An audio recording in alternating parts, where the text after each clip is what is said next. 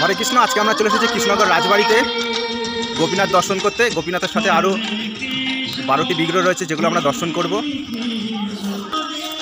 নদিয়া, শান্তিপুর, ফুলিয়া থেকে সেই বিগ্রহগুলো আনা হয়েছে। 12টি বিগ্রহ রয়েছে যেগুলো 3 দিন ধরে পুজো করা হবে। সেই বিগ্রহগুলো এখন আমরা দর্শন করব। আমরা চলে এসেছি কৃষ্ণনগর রাজবাড়িতে। মূল গেট দিয়ে আমরা ভেতরে প্রবেশ করব। ভেতরে প্রবেশ করে একটুখানি এগিয়ে গিয়ে আমরা দেখব সুবিশাল নাট্যমন্দির। নাট্যমন্দিরের যে বারান্দা রয়েছে, বারান্দাতে রয়েছে 12টি বিগ্রহ। সেই বিগ্রহগুলো আমরা দর্শন করব। সঙ্গে থাকুন এবং আপনারা দেখতে থাকুন সম্পূর্ণ ভিডিওটি এবং আপনারা গিরিধারী দর্শন করুন। রাধারানী একটু তাকাও। আমরা কোথায় এসেছি রাধারানী? কোথায় এসেছি? রাজবাড়িতে। কোথায় এসেছি? আমরা কোথায় এসেছি রাধারানী? চশমা পরে পড়িস। গোপীনাথকে আবির দিতে। কথাই বলে না। বল গোপীনাথকে আবির দিতে। গোপীনাথকে আবির দিতে এসছে আমার মা।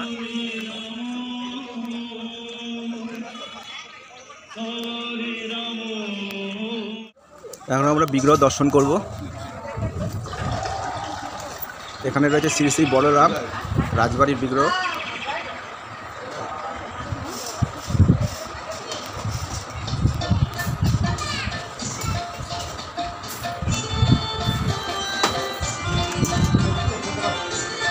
এখানে রয়েছে শ্রী শ্রী বড় নারায়ণ চন্দ্র, ছোট নারায়ণ চন্দ্র।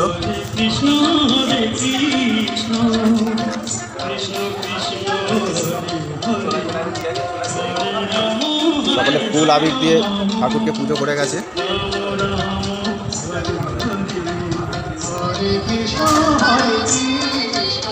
এখানে রয়েছে শ্রী শ্রী গোবিন্দদেব।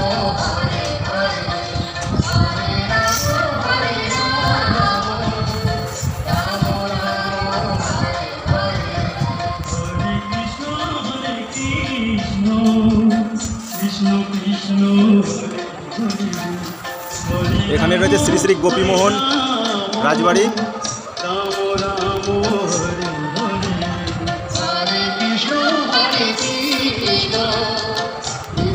এখানে রয়েছে শ্রী শ্রী নদের গোপাল।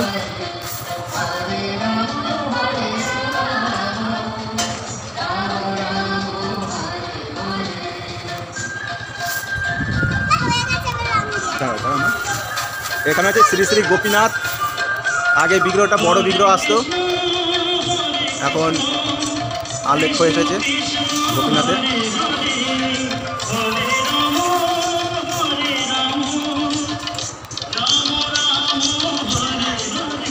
এখানে দেখতে পাচ্ছেন অনেকগুলো বিগ্রহ রয়েছে। শ্রী শ্রী গড়ের গোপাল, সঙ্গে জগন্নাথ দেব রয়েছে, রাধাকৃষ্ণ রয়েছে। 1 2 3 4 5 6 7 8 মোটামুটি 10টা মতন এখানে লাড্ডু গোপাল রয়েছে এখানে। আর উপরে রয়েছে জগন্নাথ, বলরাম, সুভদ্রা, মহারানী। মধ্যেখানে রয়েছে গড়ের গোপাল।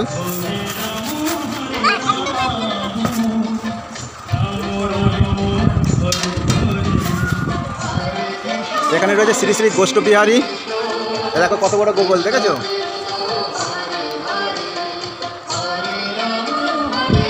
প্রতি বছর এখানে পুজো করা হয় বৈশাখ মাসের প্রথম একাদশীতে অথবা চৈত্র মাসের শেষ একাদশীতে। 3 দিন ধরে পুজো চলে। সকাল, দুপুর এবং রাত্রিবেলা এখানে পুজো করা হয়। শ্রী শ্রী নাড়ুগোপাল রয়েছে এখানে রাজবাড়ির।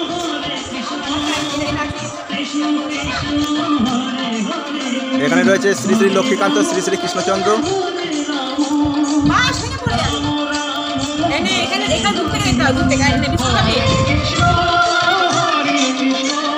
এখানে শ্রী শ্রী মদন গোপাল রাজবাড়ি।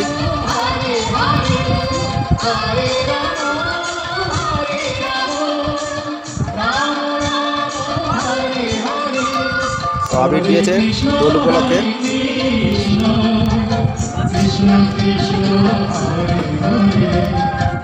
এই হচ্ছে আমাদের কৃষ্ণনগরের রাজবাড়ি, রাজবাড়ির নাট্যমন্দির। কিছুদিন আগে এখানে বাসন্তী পুজো হলো, সেই ভিডিও করেছি, ভিডিওটা আপলোডও দিয়েছি, চাইলে আপনারা দেখতে পারেন।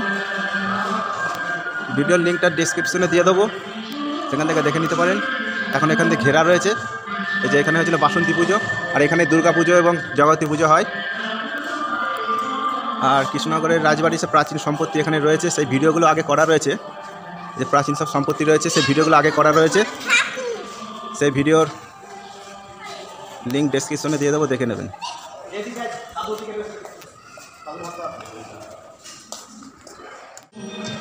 নদিয়া জেলার বিভিন্ন প্রান্ত থেকে সব ভক্তরা আসেন ভগবানের দর্শন করার জন্য। সকাল 7:30 থেকে দুপুর 1:30 অবধি খোলা থাকে এবং বৈকাল 4:30 থেকে রাত 10টা অবধি খোলা থাকে ভগবান দর্শনের জন্য।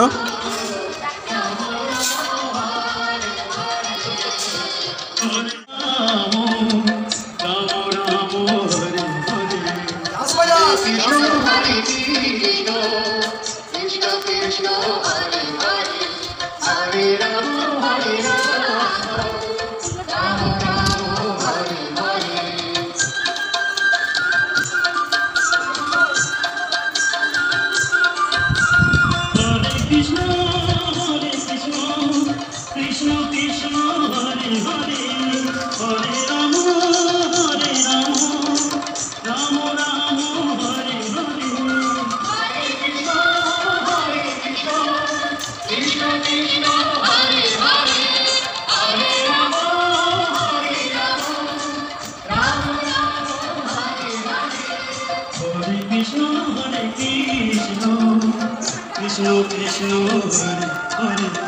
Hare Rama Hare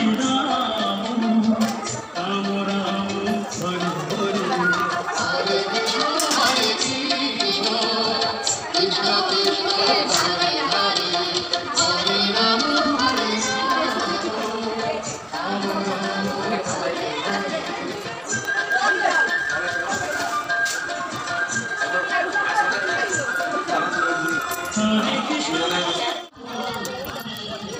হরি বল।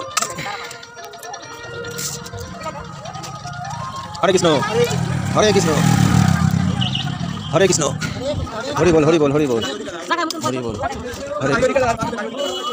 কৃষ্ণনগর রাজবাড়িতে গোপীনাথের দর্শন করতে এসেছিলাম। গোপীনাথের সাথে আরও কিছু বিগ্রহ রয়েছে, সেই বিগ্রহগুলো দর্শন করলাম। প্রতি বছরে এখানে অনুষ্ঠিত হয়, পুজো অনুষ্ঠিত হয়। সেই পুজোকে কেন্দ্র করে কৃষ্ণনগর রাজবাড়িতে 1 মাসের একটা মেলা হয়। সেই মেলা রাজবাড়ির যে মাঠ রয়েছে সেই মাঠে হয়, যেটি 12 দলের মেলা নামে পরিচিত। এই যে বিগ্রহগুলো সব পেছন দিকেই রয়েছে। 3 দিন এখানে পুজো করা হয়। প্রথম দিন হচ্ছে রাজবেশে সাজানো হয়, দ্বিতীয় দিন ফুল বেশে, আজকে শেষের দিন, আজকে রাখাল বেশে সাজানো রয়েছে। যাই হোক, আমাদের সাথে ভিডিওটি সম্পূর্ণ দেখার জন্য ধন্যবাদ। দেখার পরবর্তী ভিডিওতে সবাই ভালো থাকবেন, সুস্থ থাকবেন। হরে কৃষ্ণ।